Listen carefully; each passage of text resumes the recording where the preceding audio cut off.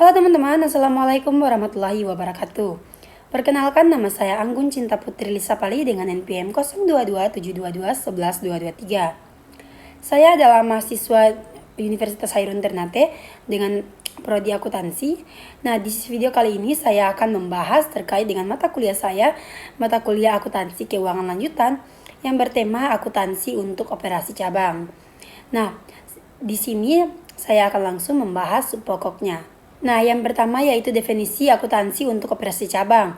Akuntansi yang digunakan untuk mencatat, mengelola, dan melaporkan transaksi keuangan yang terjadi antara kantor pusat dan unit cabangnya.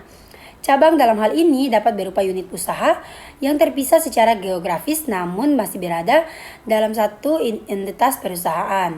Nah, selanjutnya yaitu akun antar perusahaan. Akun antar perusahaan ini pada pembukuan kantor pusat sering disebut dengan investasi di cabang.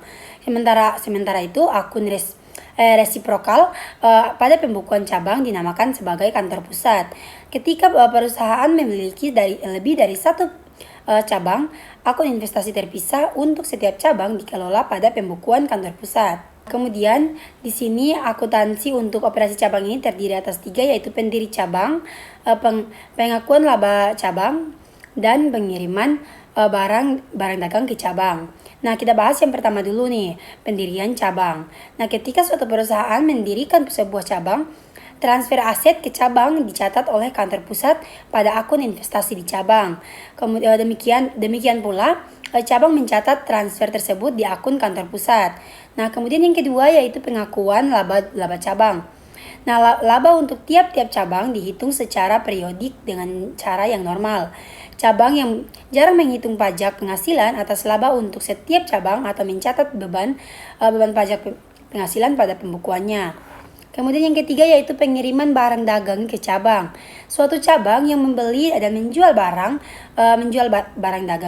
dagangan dapat diminta untuk mendapatkan semua barang dagangan dari kantor pusat atau dapat juga diizinkan untuk mendapatkan sebagian barang dagangan dari pihak eksternal. Baik, yang berikutnya yaitu pembagian beban secara proporsional. Nah, beban cabang yang dikeluarkan dan dibayar oleh cabang dicatat secara langsung pada pembukuan cabang. Namun di kantor pusat dapat memutuskan untuk menetapkan beban ke cabang. Kemudian laporan keuangan untuk perusahaan secara keseluruhan.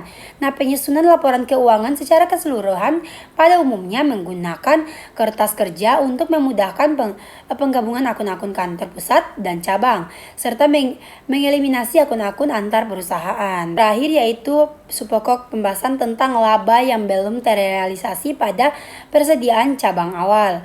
Nah, laba antar perusahaan ini yang termasuk dalam persediaan awal cabang diakui pada pembukuan kantor pusat sebagai laba terrealisasi ketika barang dagang telah dijual oleh kantor cabang. Nah, seperti itu saja. Itu saja yang bisa saya sampaikan pada materi kali ini. Kurang dan lebihnya saya mohon maaf. Wassalamualaikum warahmatullahi wabarakatuh. Bye-bye.